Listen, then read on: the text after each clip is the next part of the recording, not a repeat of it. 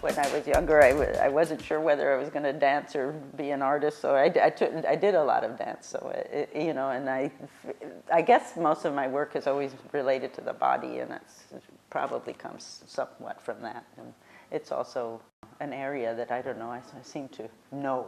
You know, I've never done political work. I've never done totally abstract work that had, for a very little time, I did some abstract work that had no connotations to anything. Most of the time, it's always been connected to the body.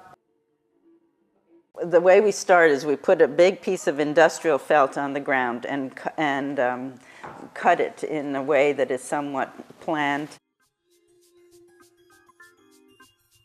All my work has always been a little scary in that you don't know how it actually finally is going to be and if it's actually going to work until the absolute last process. I've worked on pieces for a month and a half that I didn't know if it was going to work or not until I put it all together. And so you have to have faith that your idea is going to actually gel visually. The motivation of why one does work is because that's what I do. I mean, it's you know, to me, it's like eating. If I had to get up and make something, so it's all about working with your hands and making something. To me, a piece has to be sensuous. I mean, no matter what, that's one thing it has to have. Before I did this last couple of bodies of work in the last 5 or 6 years, I was doing much more installations in actually making a piece of architecture or manipulating the architecture or putting a piece that would totally work with a whole room, and which was fine, but I decided I wanted to go back to making individual pieces. I call those two pieces Carmelites. They're emotional. It was about sort of spiritual or sexual ecstasy is what they're somewhat about. The big difference between the pieces in the 70s and now is that in the 70s there were these very strict parameters of how one made work. And, you know, if you were doing process art, you had to have the material and the method and the placement of actually where you did it and how you did it all had to be extremely visible in the piece, and that was it. Then you left it that way. If you made it on the floor, it was on the floor. If you made it hanging up, it would hang. There was this logic to it that was very important and had to be extremely visible. These are started very much in that way that I did in the 70s, but then the finishing is actually makes the process almost invisible, because they almost look like they're made of something else. You can't tell what they're made out of.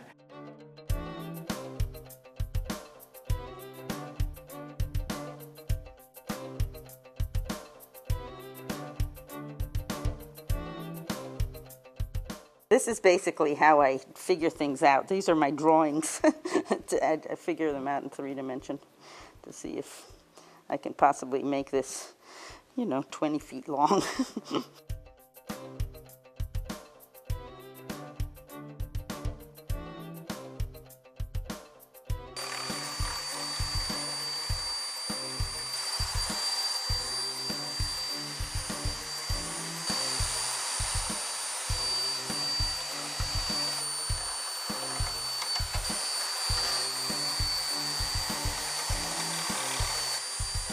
It's really odd, if you do very sort of sexually connotative pieces, how differently they're taken by men and women. So I did a version of this piece at Storm King, and it also had that same kind of different reaction. You know, you can think however you want of it.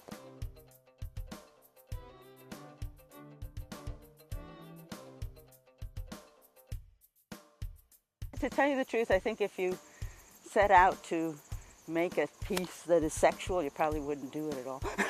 You have to, it has to sort of creep up on you somehow.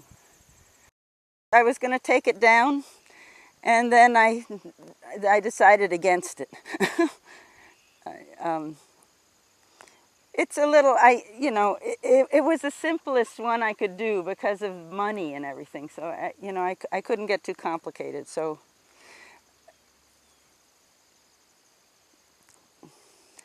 I'd like to do another one. I should try probably. These are related to some pieces that I've done in the last 10 or 15 years that are somewhat architectural. I did interventions in walls, and I did enclosures that were actually little buildings, like little follies. I did one in India, and so the idea is to actually enter this piece and sit in the middle and have the water going around you and feeling that you're sitting by a stream or something in the city, or I tried to make it as simple as possible. It turned out quite complicated to make. This is built like some of the new buildings now that are being done, like hotels and things. It's built out of a structure of foam, and then it's covered with a very plasticized concrete that can be moved without cracking. And so it was a very good technique to make these. If these were to be really permanent in a place, I'd probably just build them out of concrete block and stucco. But this was an easier way to deal with the problem of moving. Is this a fairly new process for you? This is a totally new process, and these actually have been done with my son Eric, and I'm actually calling these two pieces collaborations because this whole technique was totally new to me. He came up with it. It was his idea, and when it was my concept of the shape and the water, but his total idea of how to construct it, and he engineered all the water. So they really are in collaboration with my son Eric.